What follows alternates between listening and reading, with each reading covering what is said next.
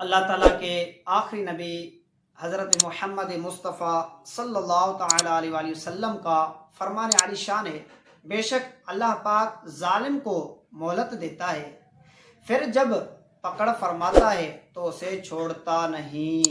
फरमान आखिरी नबी सल्लल्लाहु ताला अलैहि वसल्लम है, मुसलमान मुसलमान का भाई है, न उससे ख़यानत करे, न उससे झूठ बोले और न उसे रुस्वा करे। हर मुसलमान की इज्जत, माल और जान दूसरे मुसलमान पर हराम है।